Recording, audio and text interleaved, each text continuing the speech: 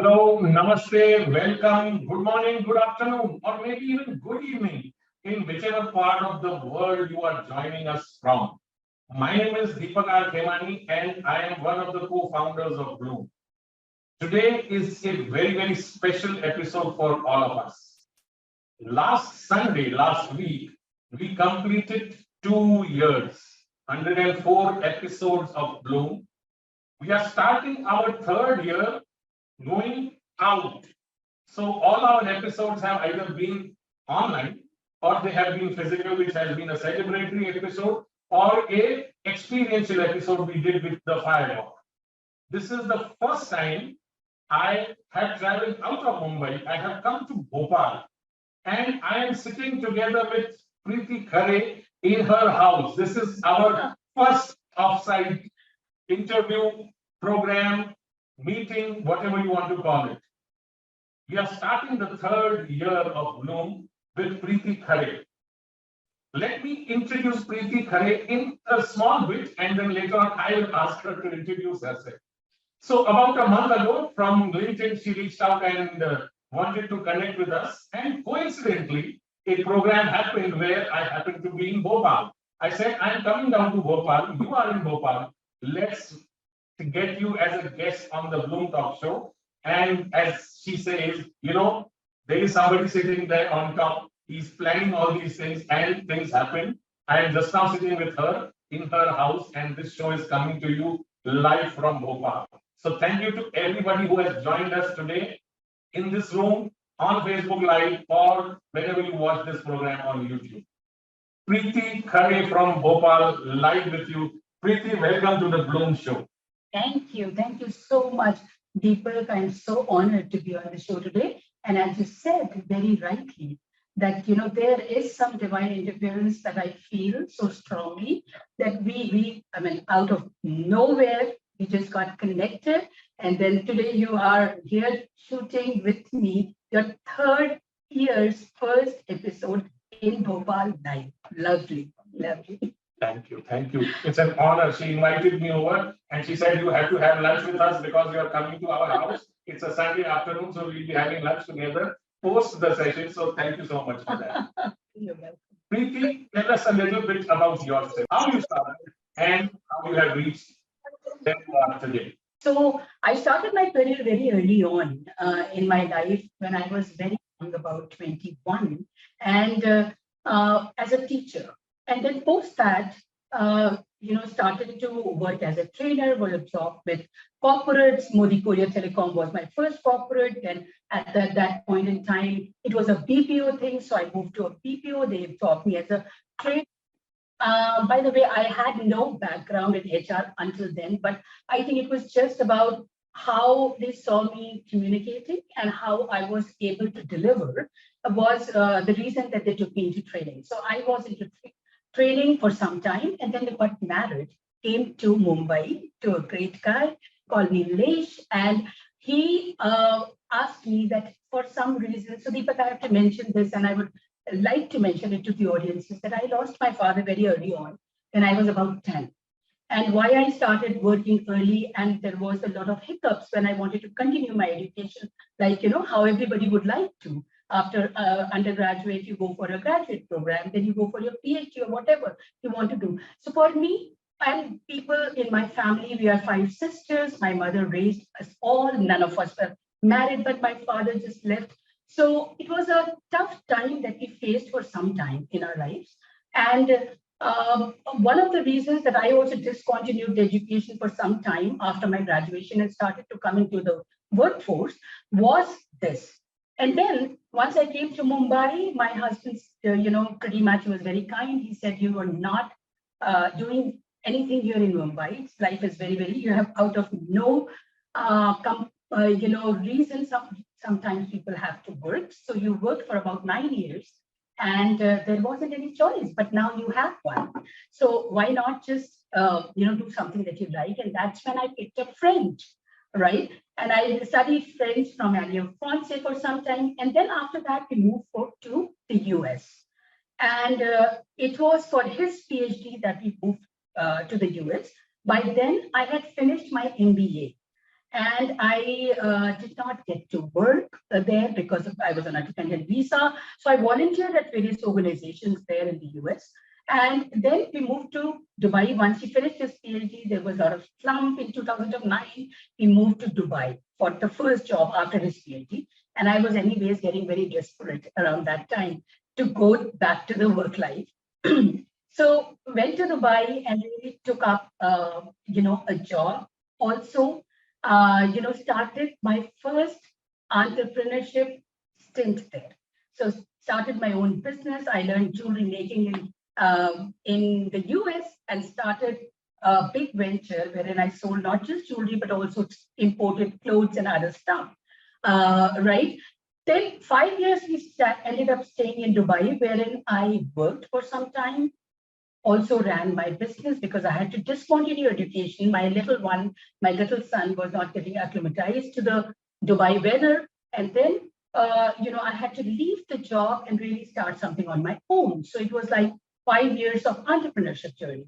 And then again, we were called back to the US, for the same university. We again went back. The story starts now for me. So what happened was that this time when I went, I was very sure about what I wanted to do in my life.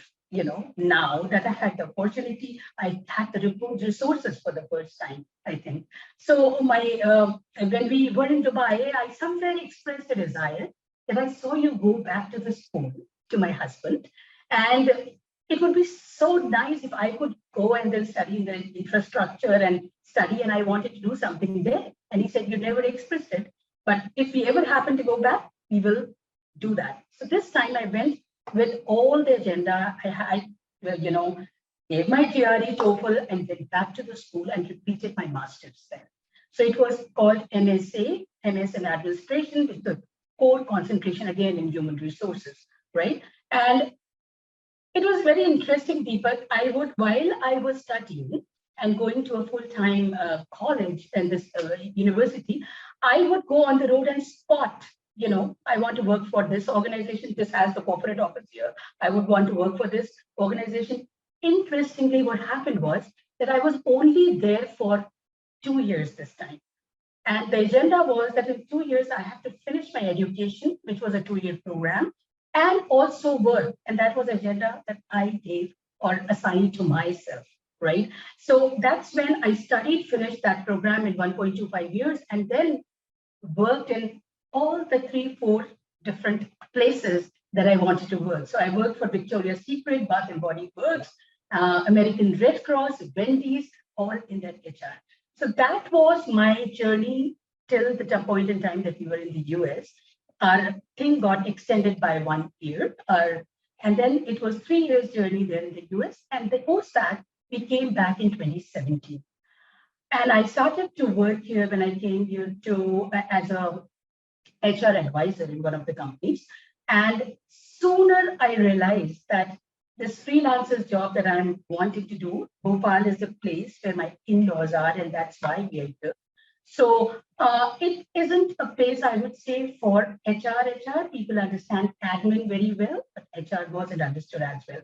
So I had to then, in about 9 months' time, I had to, rethink about where I want to see myself in next few years or for my rest of my life, actually, right? That's when I began to think that even after what I'm doing, a freelancer's job and everything, I would come back home and feel empty, Deepak. There was 2 reasons for that. My own transformation, I think, was required, I feel.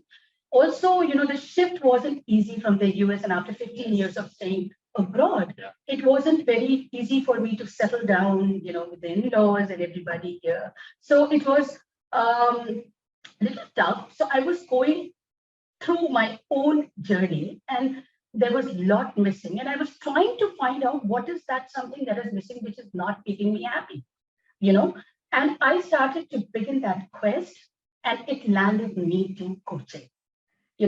While I was, working in this organization, when I came back home, all that I was doing was either in some meditation practice or some transformational course in the personal development area, something or the other related to the personal development and growth.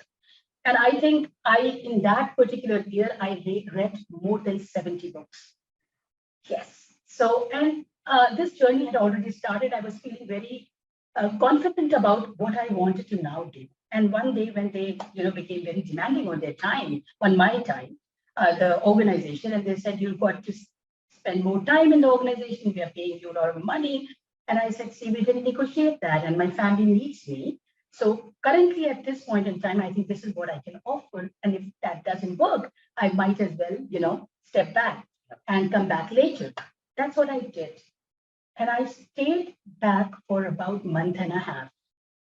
That's when I decided that this thing, particularly coaching, that's what is meant for me for the next, rest of my life. I began enjoying, started to look for the courses and all that, and got into a coach training program.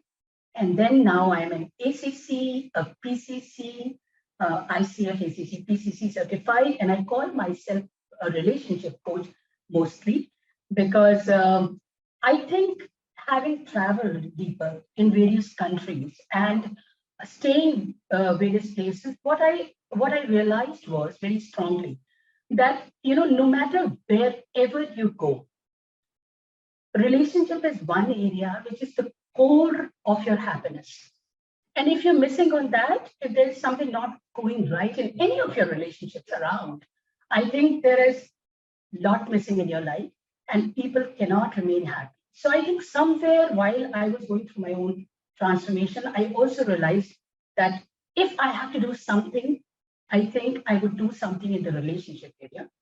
Multiple reasons, as I said, some of it was my own life that got me to this place. My own relationships with multiple people at home, with my own son, and I'll share that story with you in the process. But yes, that's where I realized that if I have to do something, it would be the area of relationship, because a lot of people in the world, they need coaching in this area. They need to discover themselves, have a good relationship with themselves and with others to be happy. Yeah. Relationship and happiness. This is what we are talking about today. This is what Preeti is facilitating here in Bhopal. Now, the very first time we had this conversation, when I heard the story of others, Mumbai, USA, Dubai, US back, and back to Bhopal. Now, Bhopal would typically fall under tier 2 cities, as we would call them, right? Sure. Most of the famous or the big coaches, mentors, advisors are concentrated in top tier 1 cities. There are lots of coaches and mentors, advisors in Mumbai, Delhi, Bangalore, Hyderabad, Kolkata, Madras.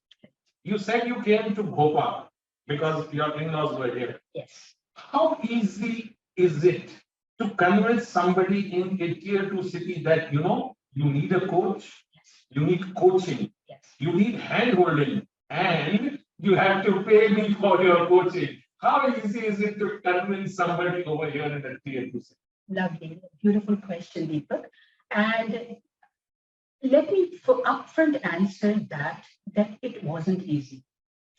It wasn't easy for me, but I'm a big proponent, by the way, of law of attraction. And I also, if you go to my LinkedIn profile or anywhere, you'll see that I am also a law of attraction expert. I did a huge course in that area because I think as I mentioned, in my own transformation, there was a lot that I really manifested in my life. And that's why my strong conviction in law of attraction is there. So one of the things that I wanted to, yes, as I said, it wasn't easy, but life, I believe, like Tony Robbins says, it doesn't happen to you, it happens for you, right? And which means that you're the one, if you have that will, that strong determination, the passion for something, and a right intention, most important. If you really want to do some meaningful work, I think the whole universe conspires to be with you and do it along with you. But nothing goes without efforts, right? So I think in the beginning, it was a little challenging for me because tier 2 city, my whole idea was to make people realize that what coaching is. because the moment I would go and talk that I'm a coach, people will say, and by then, by that time, I was in the coach training program, and I wanted to convince people about coaching already. I wanted to tell people that this is so wonderful because I self-coached myself and I saw the benefits. Then I coached a couple of people from inside of the family, and I saw those benefits. Then some of the friends started to reach out to me. They saw the benefits. And I was like, this needs to go out to this world, of course. And a lot of people are working in this area, but what is happening in Bhopal? So I started to begin searching on LinkedIn. I hardly found any certified coaches, and that's when I saw, my goodness, there is a huge need and there is a huge demand and need gap that we call, right? So what I did was, and it also, I will call it serendipity, totally, Deepak, that Wiki happened for me. Wiki is Women Indian Chamber of Commerce and Industry, and some nice soul actually introduced me. She said she found a lot of potential in me, and she said, "You're there in Bhopal. Why don't you take up Wiki? Because MP, there is nothing called, coaching council over here, and then you can start something like that." And I thought it's a great idea. Well, She was mentoring and training council head. She wanted me in her uh, council, but then she ended up, telling me that why don't you go and then talk to those people. And then Wiki happened to me. Now I head here in Bhopal, in MP, the Wiki MP State Coaching Council. I started that chapter.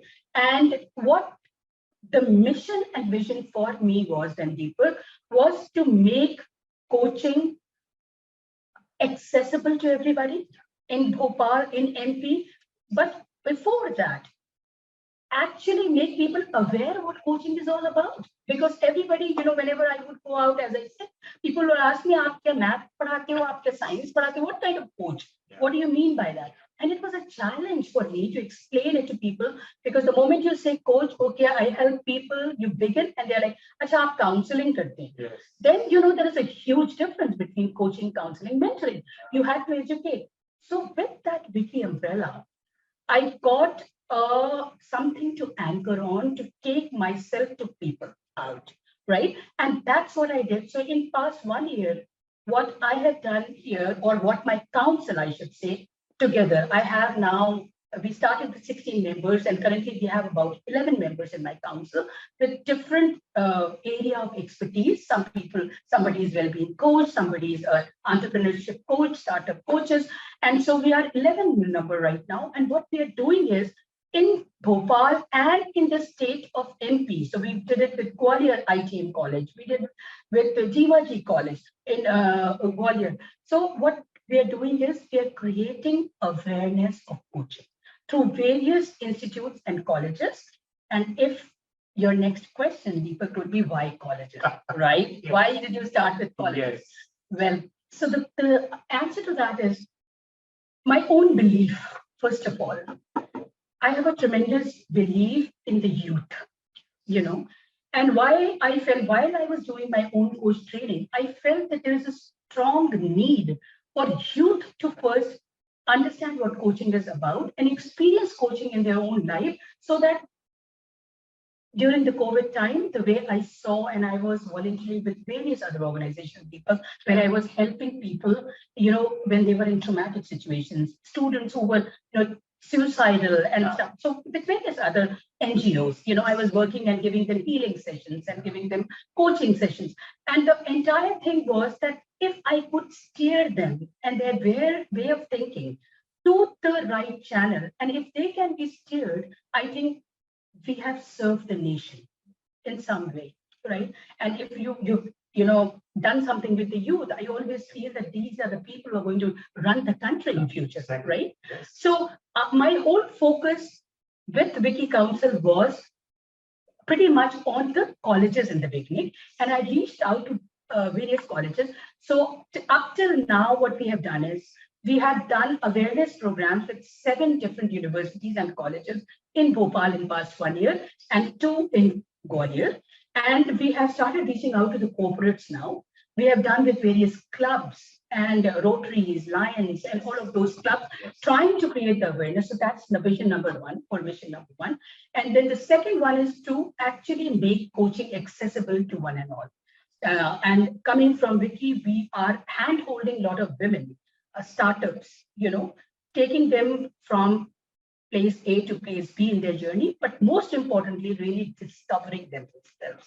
So that's where I come from, and also in the area of relationships. Wonderful. And there are these messages which are popping up on the screen, which I'm reading, which are saying, Preeti is doing a great job. She's doing very, very well. And she's actually doing what she's supposed to do as, leading the chapter, the Wiki chapter here in MP. Yeah. My next question to you is, it is very easy to find a coach who can coach you or mentor you or, teach you in English. Yes. Is this happening in the vernacular space? Are we reaching out to people who do not understand English? In MP is obviously pure Hindi over here. Yes. So are we reaching out to those colleges, those students who probably may not understand English but understand it in Hindi? Yes, absolutely. So I would not say I am reaching to the hardcore colleges or universities, people who just don't, because I think it would be my own challenge also, to be honest. Yeah. Yes. But what we are doing is because, as you said, and one of the challenges when I reached out to the colleges and the universities was that they wanted us to talk in both, right, Hindi and English. So I myself know Hindi very well, so I would go and then talk to them, connect with them, and really talk to them in Hindi. And then also while coaching students one-on-one, we would take the sessions in Hindi and in English. So that was one of the challenges that I faced in Bhopal, that people, when you are taking the awareness programs with them also, you have to actually talk to them mostly in Hindi and less often in English, but they do understand. And then eventually our idea was also to take them and graduate to that, then to that level where they begin to understand a little bit of English better than what they're understanding right now. Yes. So we did, to answer your question, not to the hardcore Hindi. We've not been able to. It is on our agenda, but I need to onboard more coaches which can or who can completely coach in Hindi. Yes. And but one-on-one, they have also been able to, Deepak, and that was also I would like to share. One greater achievement that I feel very proud of is that Wiki Coaching Council has established 2 transformation cells in the state of MP with 2 different colleges, where what we are trying to do is it is open for the faculty and the students of MP state, where to the college, in the college, the students and the teachers with their own personal goals or challenges, they can reach out to the transformation cell. It reaches to the Wiki, and then we connect and then map the students or the faculty with the right kind of coach, whoever has whatever problem. We map them, and then the coaching happens one-on-one. So that is also something that we have done, and we have started to call that Wiki Transformation Cell. Wow, one-on-one coaching. This is good. Yes. The logical question over here is, which comes to my mind, is most of these educational institutions, colleges, would have a school counselor or a college counselor. Correct. Somebody whom the students can, approach in case they have any issue. Yeah. What are you doing? How is that different from what a college counselor does? Well, yeah. So that is the basic difference between and what we do in our orientation sessions, Deepak, is that counseling is a different modality wherein you got to be a psychology, you've got to have that background. Then counseling starts from the premise where they dig into the past and they spend some time in your past and then come to the present and then future. So it takes a little bit of longer time. While coaching, it starts with your current reality. Wow. Right? And then the idea is futuristic, wherein we take you to whatever your goal or your challenge is, from point A, which is your current reality, to point B, which is the futuristic idea of you yourself, right? Where you want to go. So that's one of the primary differences that we are trying to escape. Secondly, counseling is a little bit of advising that we do in counseling, but as a coach, we don't advise anything. So our whole idea is that coach that each individual, and that's the whole idea behind coaching, is that we believe that every individual has immense potential, right? And we want as coaches to discover that potential or uncover that and bring it to the forefront for you to be able to see what you are in reality, right? So that is the main difference, and we are trying to do that with the students and faculty and other people. And you shared your journey, you said you were learning French, then you were teaching French, then there was jewelry design, then you were selling jewelry, then you worked in HR, and now you are a coach. Yes. How does somebody from teaching French to selling jewelry decide to become a coach? How does that happen? Yeah. So I think one thing that I would like to just say here is that something that has um, all across stayed with me, Deepak, and what keeps me updated and upbeat is the constant desire to learn. Constant desire. I think from the very beginning, whatever the circumstances allowed me, and I shared about my childhood. It wasn't easy on us, it wasn't easy on my mom. And I feel so proud that no matter what happened, what came in our life, what she stuck to was that whichever way your education or qualification is going, it should not discontinue, it should not, step down. So she gave us the best of the education, rest everything aside, right? And I think somewhere what is very important to me all through my life has been constant learning. So something or the other, like I said, jewelry was a learning out of hobby. French was a learning out of hobby, right? All these things, there were some of them were hobbies, which I then turned them into a viable business or a viable avenue for me to earn. So what I would say is that if you have that passion to learn, to become better from what you are today, and every single day you can look back and say, oh, I've grown, and you get satisfaction from that. I think nothing at all is tough. And for me, to answer your question, Deepak, is that from teaching to jewelry, it was circumstances that gave me different opportunities in life. But you could sit at home and start, begin to think, oh, I am on a visa where I can't do anything. I'm on a visa where I'm a dependent on my husband. But should that stop you? Yeah. Should that hold you back?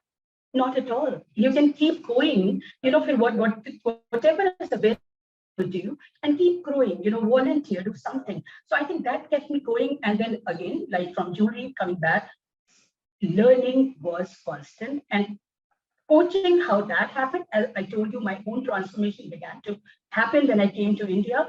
And that's where I found that there is a lot of opportunity for me to create that bigger impact that is missing in my life.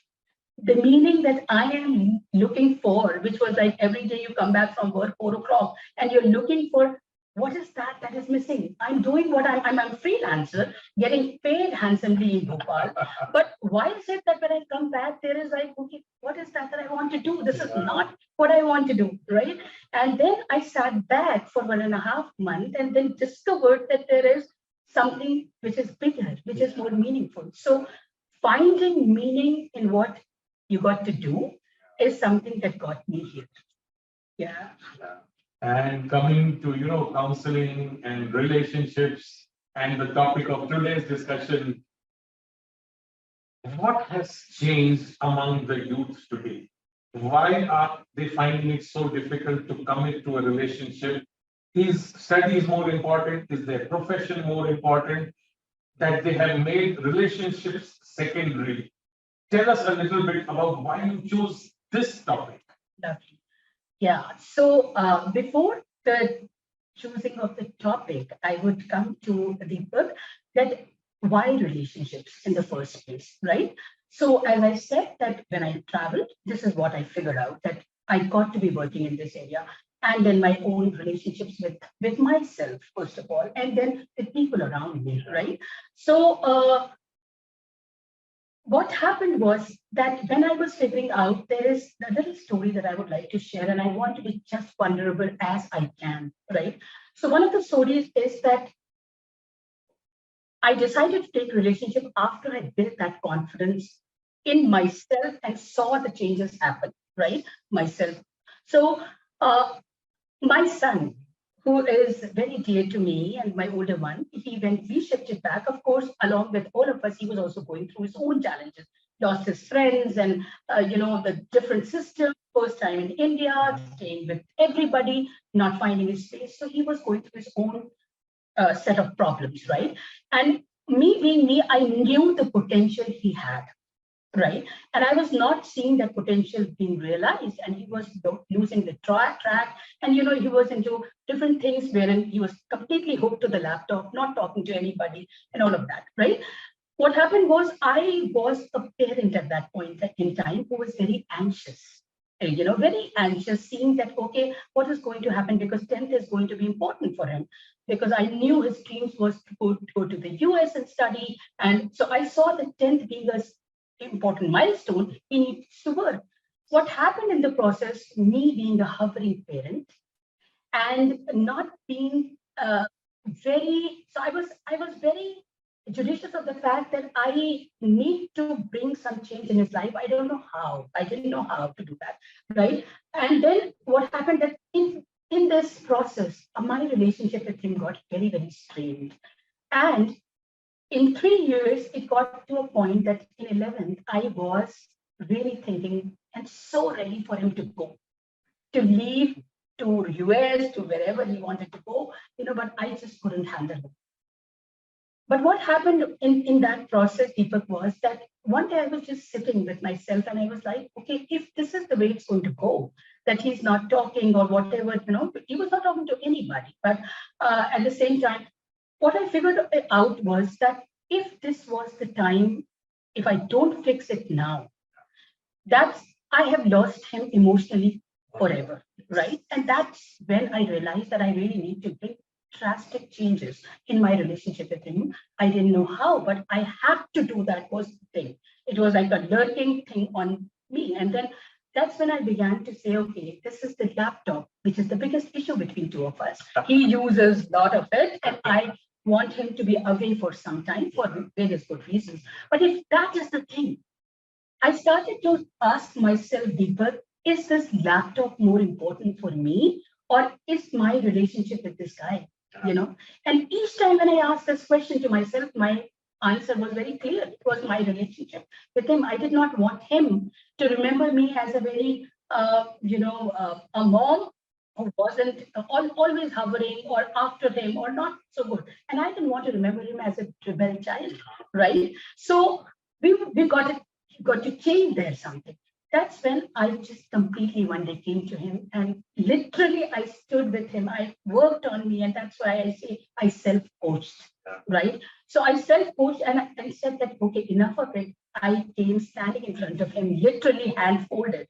And I said, whatever I have done, can you forgive me?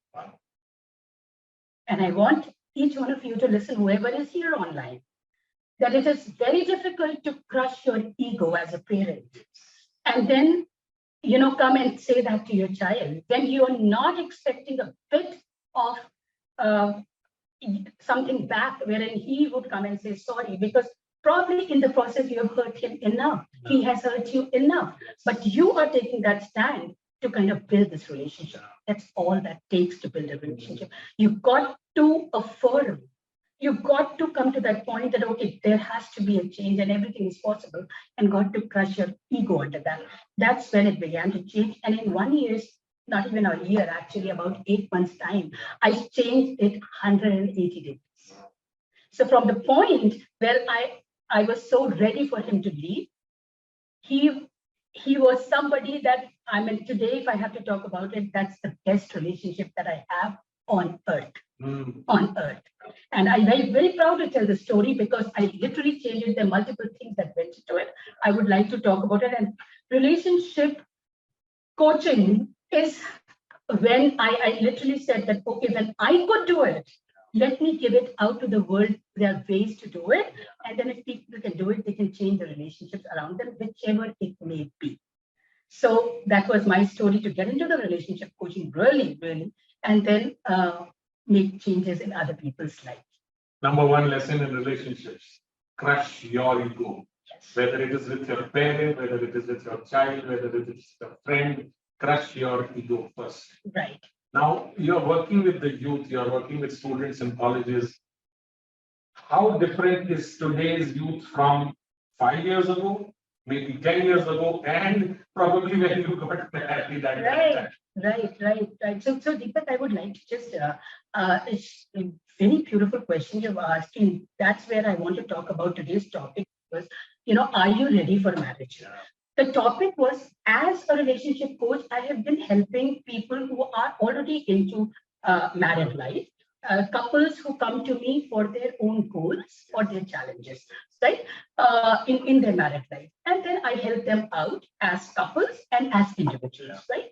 Now, a lot of clients began to come to me, or young professionals or students, like you mentioned, they began to come to me for their own relationships, right? And some of the people who came to me, Deepak, they were in a relationship, but they did not know where they want to take that relationship to. Whether are they serious about marriage? Should they go ahead and marry this person, or should they not? Right? They weren't clear about the fact. And when I was helping those couples, the individuals, boy and the girl both, I stumped into this idea wherein I thought, why not really do something for this segment? Because this is huge, right? A lot of people are into the relationship as students, as young professionals, as even people who are married want to get out of this marriage, want to get into a relationship with somebody else. Yes. But there is a huge segment. Actually, the entire world is there for you, right? Yeah. So that's when I thought that I must help this youth out to be able to first decide if they have to, if otherwise figure out that marriage maybe is not for them, right? And it's not for everybody. And that's what I want to like to communicate today, that marriage, you might be in a relationship today, maybe 10 years down the line, also you might not be in a situation wherein you would be able to take a call that I want to get married to this person or somebody else. Because honestly, marriage it has to be. In our times, people's mind, or maybe one generation after us, it would be the times that we would accept a lot of things, our tolerance, women's not being in the workforce as much, not being so much independent, right? Now, with the financial independence, number one, with the tolerance, with having established women's identity, and which is I'm all for it, that they should establish their own, understanding a lot of nitty-gritties of the environment around you, people have become less tolerant for sure. Right? And the marriage, which was like Saat Janmo Ka Saath earlier, it is no more the thing anymore. People want to maybe live in for some time, experiment, and then they are not able to arrive, okay, I like this, maybe this person is very attractive, this person I can bank on for emotional needs, and some for physical needs, emotional needs, but they're not able to decide, क्योंकि कुछ चीजों में उनको लगता है this is not right with this person. That's where I come in as a coach, as a relationship coach, that I have designed a course, Deepak, around this whole area, which I call Happy Beginnings. And this is for the youth and the young professionals who are into the relationship, but they're not able to decide whether should they get into marriage. And the whole course is about actually establishing, first of all, a relationship with yourself. Then understanding your partner very well, right? Understand yourself, then understand your partner, then understand marriage, what it is all about. Because sometimes we basis on few parameters, we decide, okay, I'm getting married to this person, but are we really ready for marriage? What could marriage bring? What are the nuances of marriage? A lot of us don't even understand, right? And after 4 months, 3 months, 5 months down the line, you see people talking about separation, you see people talking about divorces, not being able to stay together, or not liking certain aspects. So in this course, I prepare people to either decide to get married, understand what marriage is all about, get your relationship intact with yourself, and understand your partner, build that relationship, find out through various exercises, various quizzes are there, various exercises are there. There is a whole lot of learning material that people will have to go through to understand what are the negotiables, what are the non-negotiables, what are the challenges, what are the barriers of communication, what are the important, is listening important at all? Is social media good for you? How good it is? How much is good it is? All those things. So it is, everything is compact in that program, wherein people are taken through this journey of over 3 months. They are they come in this program, learn, and then I coach them one-on-one. I was reading somewhere the other day that more than 70% plus marriages in the US end in a divorce. Absolutely. 80% plus children are being brought up by a single parent. It is almost an epidemic. Yeah. Slowly, that sort of culture is coming to India. One, are you seeing that? It is clearly visible in tier 1 cities. Is that actually happening over here also in tier 2 and tier 3 cities? Right. Deepak, it is happening everywhere. It might be, percentage-wise, a little less because the population is more in metros, and you would see more. And then people are exposed to very many things in the metros, as opposed to, because around the environment, if you look at that, and your question is very valid. Here in Bhopal, you might see less number of people who are living by themselves or are neutral families. But in places like Delhi and Mumbai, they have, even within their own houses, they will have separate rooms for their children, and it's happening everywhere. We said in the US, we make sure that our children have, individual spaces because they were raised in that manner, right? And so Bhopal or tier 2 cities, like you asked, it is less because of some reasons, but it is becoming rampant for sure. People are getting affected with what they are seeing, in the movies, what they're seeing across the world, what they're seeing their cousins or their friends doing in different countries. So it is there is an impact and so that. And you also said, previously, a few years ago, probably even a few decades ago, women, especially when girls, when they were getting married, they had to accept. They had to adjust. Nowadays, with financial independence, everybody is realizing that no, I will not tolerate this. I will tolerate this. This much is okay for me. This is what I will not do. And clearly, that leads to ego issues and then possibly breakups. Right. How does one explain to that person who's ready to break up a marriage after having got married just 3 months ago or 4 months ago? I just say 2 or 3 situations with you. Yes. And this happened in some families which are very close to us. Yes. So a girl stopped going and wanted to live with her husband because when he drinks tea, जब वो चाय पीता है ना तो वो सौसले से उसको आवाज आती है, मेरे को बहुत खराब लगता है. I feel very embarrassed when he's drinking tea and he's making this noise. I mean, at this level, people are ready to break up a marriage, not a relationship, but marriage. What is going on? Yes. Well, it is. I would say that situation is serious when it comes to relationships.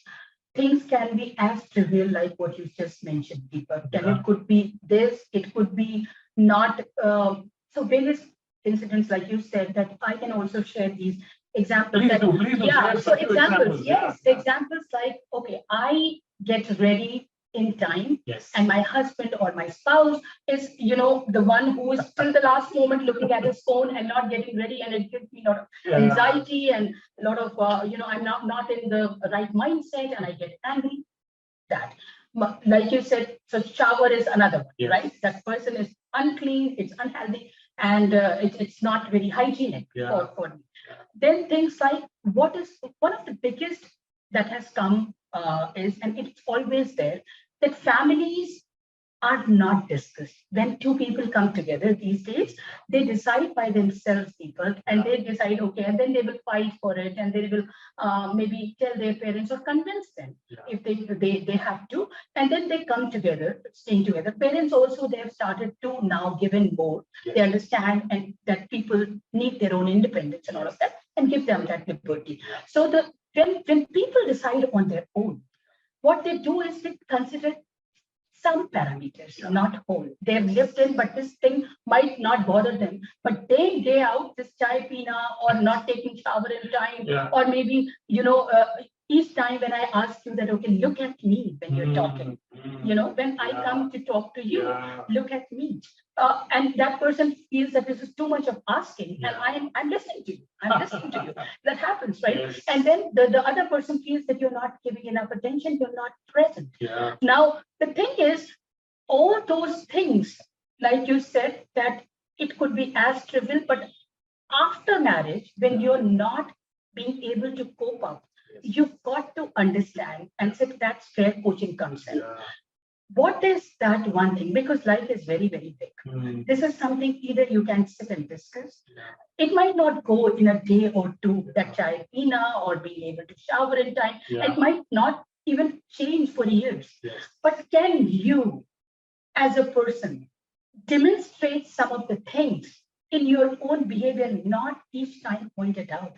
Can you just give in for some time, and let the other person behave and see that there is a discomfort, but the other person is able to accept you the way you are, right? That acceptance is very important in a relationship, the way you are. And I'm not saying that these things are good or they should not be changed. They should be. But time and again, the way you are asking is, we do the similar thing, and then we get the same results, and then we fret on that. That this time telling you multiple or 100 or 1,000 times has not brought any change. Well, you were asking the same thing the same way, right? Have you made any change in that in your asking? Have you given a different demonstration? Are you able to show that on certain, I might be not drinking the tea the right way, but there are certain things with you that, two of you can keep pointing the finger. So I think the important one is to establish the relationship with your own self. What is something that's going on within you that small things like that can take you there? So there's certainly something which is bigger than just the tea, for sure. And as coaches, we need to leave that underline and make that person aware who has come into coaching that there is not just tea. What is it? Let's sit and discover that. Talk it out. Have that conversation. What is beyond this? Discover that. Fix the relationship with yourself, and then try to demonstrate in your own behavior that you can show that acceptance. You can have a better resilience, right, for certain things. So I think some of it comes from coaching people in a way that they first try to see what is going on with them and try to fix that. And then, of course, have a healthy communication. And one of the things in relationships is communication the right way, right? Communicating to people in the language that they understand. There is a beautiful book I would like to talk about, and I always do in my coaching sessions, is by Gary Chapman, Deepak, and his book is called 5 Languages of Love. He has also written a book called 5 Apology Languages. Beautiful book, and I would encourage each one of you listening here and whoever watches this video later, please go through that book. It will enrich you in a way that you will be able to fix some of your relationship issues yourself, right? And he talks very beautifully about something that he calls love language. And let me just in brief explain it to you what it means and to our audiences, right? So for you, your love language could be different than mine, right? So for example, my husband, his love language is a cup of tea, for example, right? So I can show him immense love. I can give him a hug. I can give him or do anything what he, I think my language of love says, right? So it is, but nothing appeals to him as much. What appeals to him is, without asking, if you can come and give him a brewed Darjeeling tea, and just that means love to him. So his love language, the moment I understand that his love language is tea and not a hug, my effort of time and again going and giving him hug or writing him beautiful messages might not be as effective, I know. Yeah, but it was his love language. Similarly, for me, if he knows that for me it is, more about physical proximity, just coming or maybe giving a compliment for some women, right? So so you've got to be curious enough in the relationship to understand your partners or your child's or your whoever you are in relationship with, to be curious and discover their love language, right? What it is to be loved, to feel loved, right? And it could be, as I said, it could be for as simple as going before he leaves or just doing a car pe kapda. It could be as trivial as that. Yeah. That could be, oh my goodness, you care about me so much that I'm in a hurry. Yes. And today, if I could not do it, you took the pains to do it. Yes. And we do show multiple ways of affection. But if you discover and discuss it with your spouse before marriage or after marriage, what does love mean to you? How do you feel loved? Is a beautiful question to ask. And I would encourage each one of you after the session, maybe have that conversation with your better half or your child. What is the way that you feel loved? Right? And once you get to know, speak with that person in his love language or her love language. Yes. And that's what he does in apology language also. Yeah. This question, I mean, really drives home what she is trying to say. The only complaint my wife always has, कभी चाय का एक cup बना के दिया है मुझे. Yeah, so maybe her love language is also tea. It's also tea. It is tea. It is tea. Yeah. Drop your ego, communicate clearly, know your love language. Wonderful. 3 clear learnings from all the discussion we have been having today. Great. I mean, this is just so practical. It happens to all of us. All the examples you have given to us, your husband expecting a tea or you making a tea and then giving him, and he will always shower back that love and affection to you because you understood his love language. Wonderful, great example. Great. Yeah, Deepak, another thing that I would like to tell the audiences also is that a lot of people do complain and they come to me as a relationship coach when they say that my husband or my wife does not give me enough attention. So one of the things also you will find in various books and in this Gary Chapman that I talked about is also about attention, right? So attention, when I say attention, it is not about not looking at the phone at that point in time, that also you can do, but are you really fully present with the person at the moment? It's the big one. When you are talking to whoever, with your child, आपने अपने बच्चों को भी देखा होगा, when they come to you, Mama, you're not listening to me, because we are looking at the screen, and we are also, oh, I can repeat to you, I just heard you, but you're actually not giving that person the attention that he seeks or she seeks. So one of the things is be fully present in the moment, right? So if you're talking, make that time for people. If it is your child, make that time. If it is your spouse, make that time for that better. It could be 10 minutes in a day, 5 minutes in a day, but that time, that person should feel special. That this time is mine. This person is looking at me and talking to me or listening to me. So listen actively. Be proactive in making that time. It shouldn't be, that is not somebody else's duty to come and say, I need your time. It is our duty as a person or as a spouse or as a mother or a father to go to that person, and then tell that this is the time for you. I want to spend that time with you.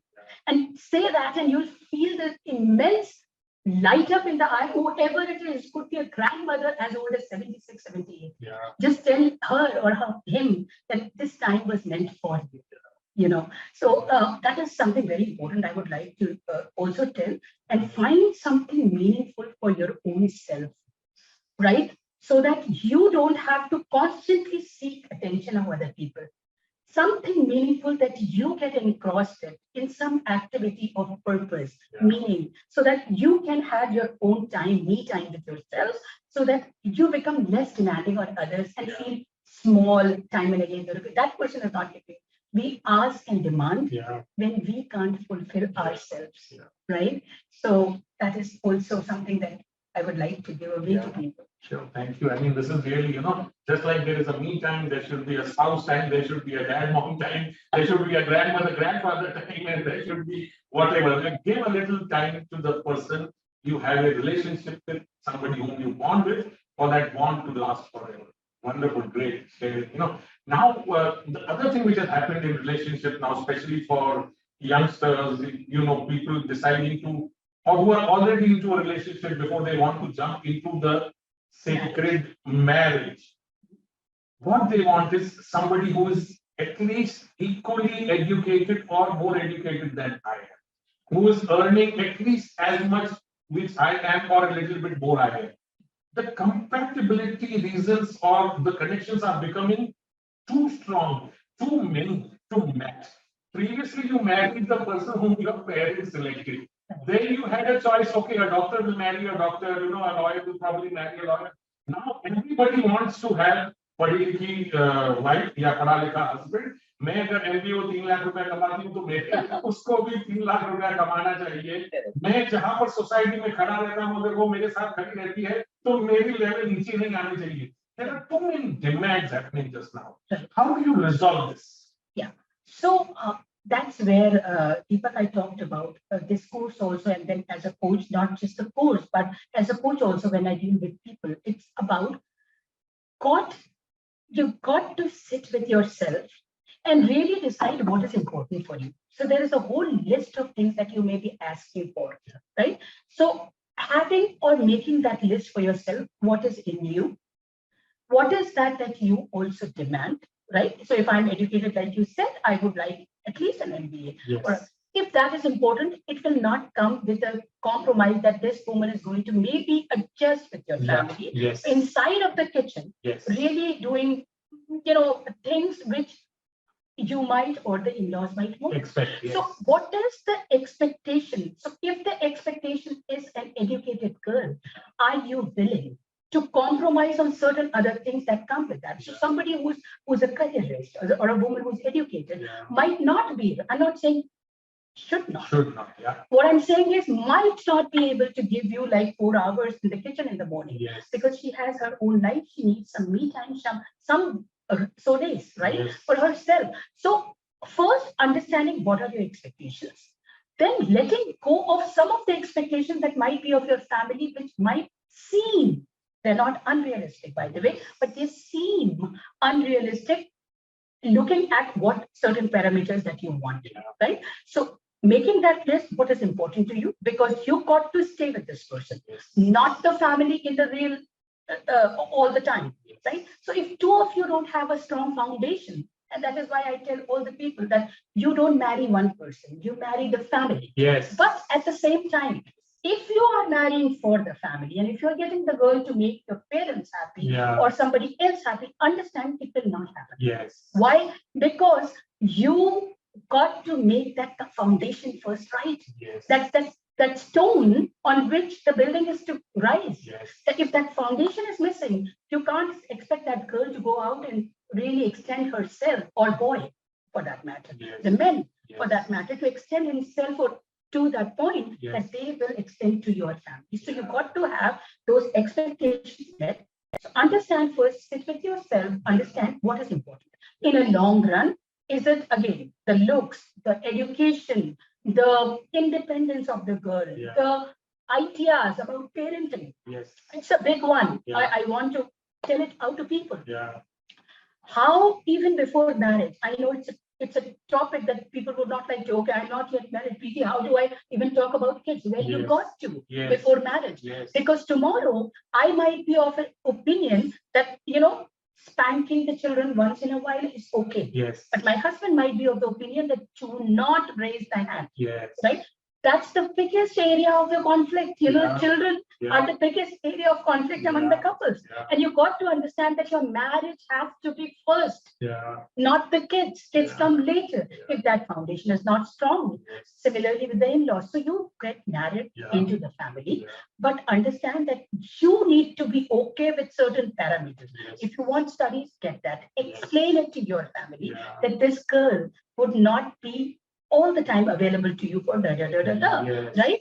Then, so setting the expectations at both places, having that conversation with the girl putting her expectations, the man putting, or the boy putting his expectations, matching them. And if there is a clash, let me tell you, if you make that list, and if there is a 10K beyond check that is not going, it's a clearly a red flag. No. You shouldn't go ahead with this person anymore Wow. because you will not yourself, forget about the family.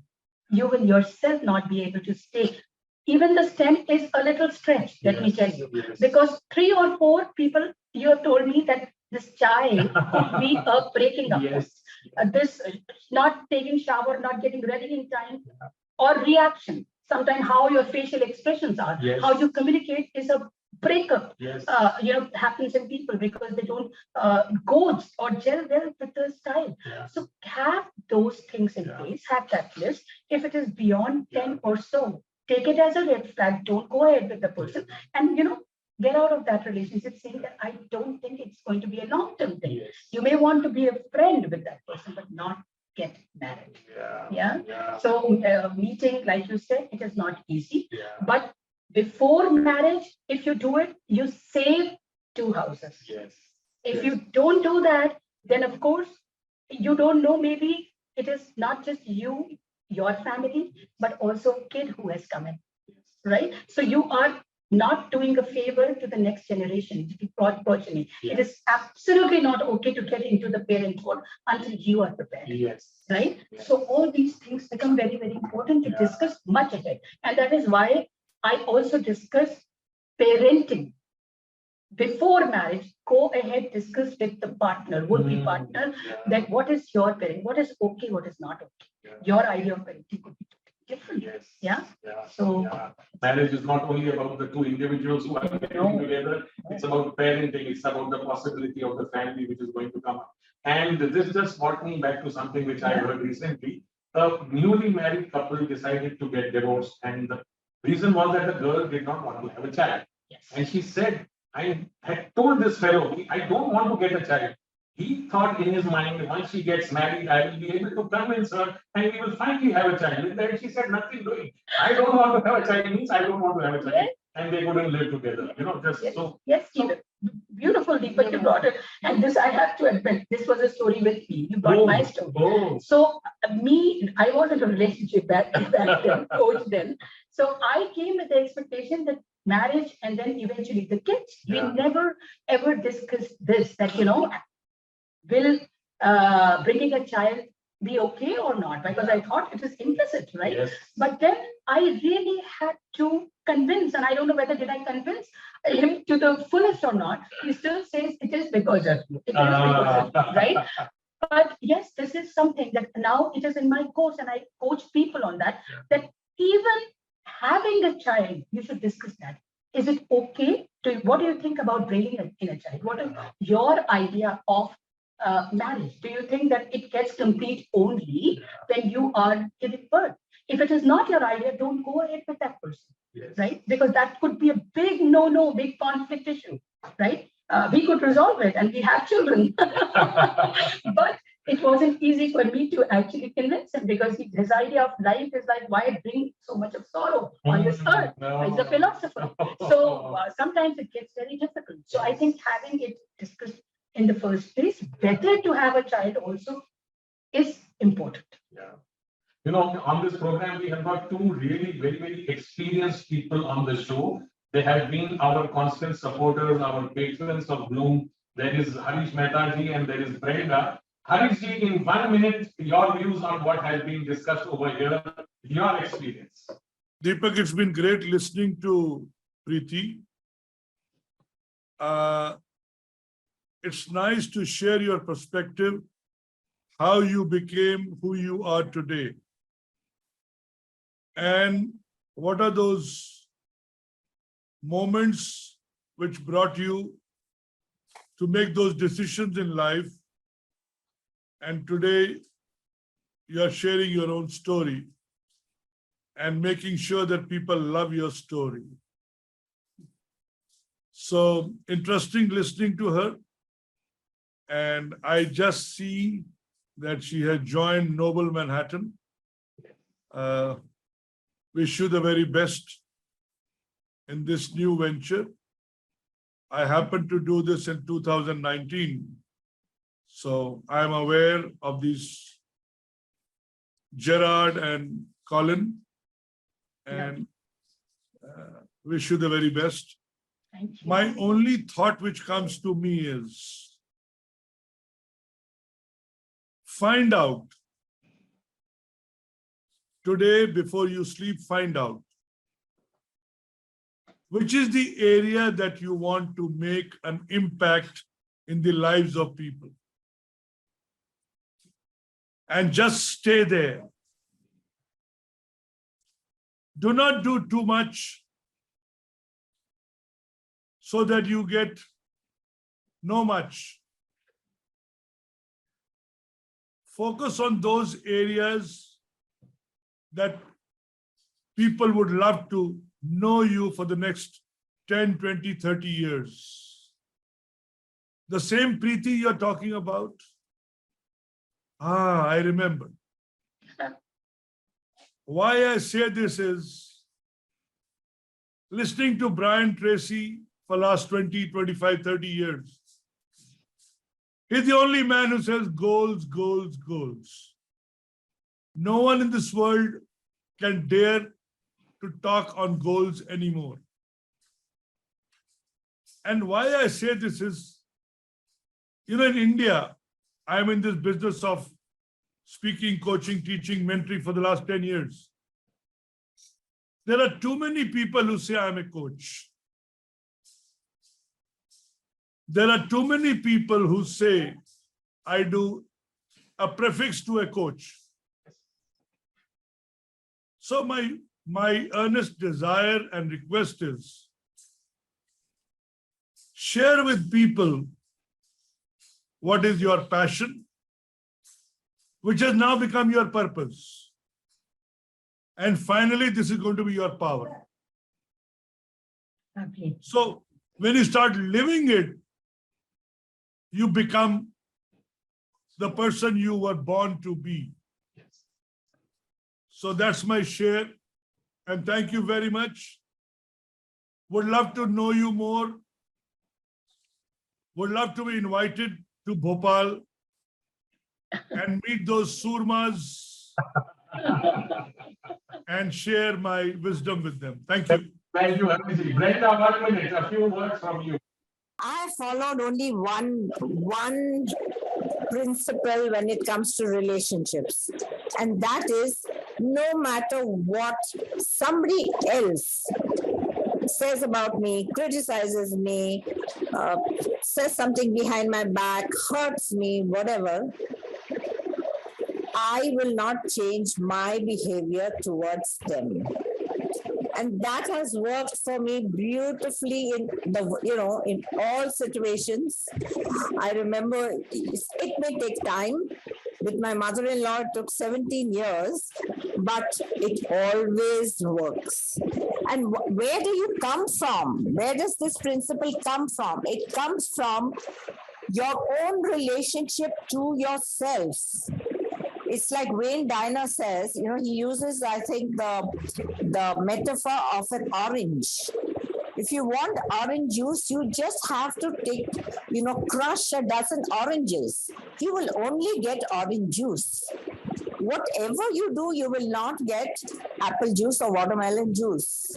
So just because the other person did something to you, what is coming out from you, whether it is your anger, your frustration, your hurt, your feeling of revenge or whatever, that's coming from you. So I have only found this one principle which has helped me in every relationship. No matter what that person has done to me, I will not change my behavior towards that person. And it works beautifully. Even in office, if there is there are some times when you may have a conflict. Somebody just stops talking to you. Okay, there's some small thing, but they won't even wish you. But that doesn't stop me from wishing them. Right? Because I have orange juice with me, inside me, and I cannot give something else. If you crush me and you squeeze me, you'll just get what is inside me. So if I have orange juice, I'll be giving only orange juice. I'm not going to change my behavior to match yours. Brenda, thank you. I mean, coming from 30, 40 years of experiencing of experience of working with who's who of the industry. So, this is what to encapsulate today's session. If you are an orange, what should come out of you should only be orange juice. It shouldn't be apple juice, it shouldn't be anything else. Thank you. Brenda, Thank you for keep sharing. the orange juice flowing. Keep the orange juice Keep the flowing. orange juice flowing. Wonderful, wonderful. Now, before I officially close, a few words from you. It was truly an insightful session, Preeti. Thank you so much, Deepak and Preeti, all the way from Bhopal. Thank you, dear audiences, for always being with us right from beginning 12:30 p.m. every Sunday. Next time, stay tuned for yet another guest, and we'll be back again. So thank you so much, everyone. So the first episode of the third year of Bloom Talks with Preeti Khare here in Bhopal. Let me thank you, Preeti, for joining in, for allowing me to come to your place and making this session of today possible. And of course, I have to sit and have lunch with her now. That was part of the deal. That was part of the deal. आपको lunch खाना पड़ेगा तभी आप आ सकते हैं. So, I'm so happy to be here. There is so much learning from Preeti's experience over here. And I'm sure this episode will give that tier 1, tier 2 connection a bigger boost. People will come to know more about what she's doing over here. She mentioned about Wiki. That is also helping her. It will reach out to a lot more people and the message will go out right through. If you are orange, what will come out of you is going to be orange juice. Thank you, Brenda, for that. Yeah. Thank you, Preeti, for joining in. And I'm sure we will have Preeti again on another episode talking on one of her topics, which is this. We can, keep on talking for another few hours about relationships. Right. But it is a Sunday afternoon. It is close to 1:40. Yeah. People are waiting with their family to have lunch. I am also waiting to have lunch with her. Yeah. We will see you again next Sunday on another episode of the Bloom Talk Show. Thank you, everyone, and God bless. Thank you so much, Deepak. Thank you, Harish ji, for a wonderful advice. I will keep that in mind. Brenda, it was lovely coming from you. We will all remember the orange juice. I knew about this, but now it is from Brenda, so I will always remember the way you came up with. Thank you, Payal, for coordinating everything. Deepak ji. Thank you. Thanks a lot. Namaste. Namaste, everyone. Thank you. God bless. You two were together. It felt almost like a live session, It made a difference. It is a- Yeah.